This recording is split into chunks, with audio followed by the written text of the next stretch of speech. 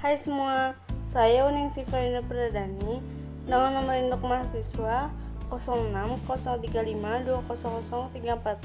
Pada kesempatan kali ini, saya akan menampilkan video tentang tokoh psikologi kognitif, yaitu Jean Piaget. Jean Piaget, tokoh psikologi kognitif.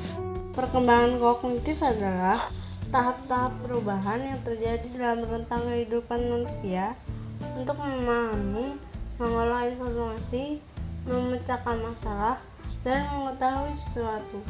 Lahir di Swiss pada tanggal 9 Agustus 1896 dan meninggal 16 September 1980. Ia memperoleh gelar PhD dalam ilmu alamiah dari Universitas Neuchâtel dan juga belajar sebentar di Universitas Zurich. Selama masa ini, ia menerbitkan 2 makalah filsafat yang memperkenalkan arah pemikirannya pada saat itu, tetapi ditolak karena dianggap sebagai karya tulis seorang remaja. Ia pindah ke Prancis dan mengajar di sekolah untuk anak laki-laki yang dikelola oleh Alfred Binet, pengembang tes intelijensia Binet. Ketika ia menandai beberapa contoh dari tes intelijensia, ia memperhatikan bahwa anak kecil terus-menerus membuat kesalahan dalam pola yang sama, yang tidak dilakukan oleh anak yang lebih dewasa. Hal ini menyebabkan ia mengajukan teori bahwa pemikiran atau proses kognitif anak-anak yang lebih kecil pada dasarnya berbeda dengan orang yang lebih dewasa. Tahap perkembangan kognitif ada 4, yaitu 1. Sensori motorik. Pada tahap ini, anak belajar mengenai sekitarnya dengan refleks dan rangsangan. Misalnya, suka memperhatikan suatu objek dalam waktu yang lama.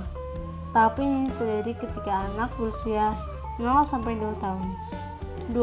Tahap pra-operasional. Di tahap kedua ini, anak akan mulai mengembangkan daya ingat dan imajinasi.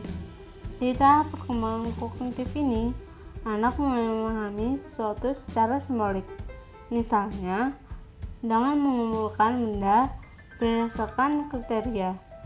Tahap ini terjadi ketika anak berusia 2-7 tahun. 3. Tahap konkret. Di tahap ini, anak sudah memahami konsep sebab akibat secara rasional dan sistematis.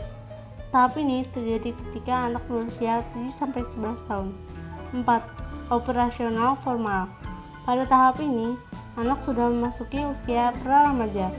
Anak sudah memiliki kemampuan menggunakan logika untuk menyelesaikan permasalahan dan lain-lain. Tahap ini dimulai sejak anak berusia 11 tahun. Karyanya yang terkenal adalah 1. The Child Conception of the World, sebuah tonggak sejarah psikologi anak.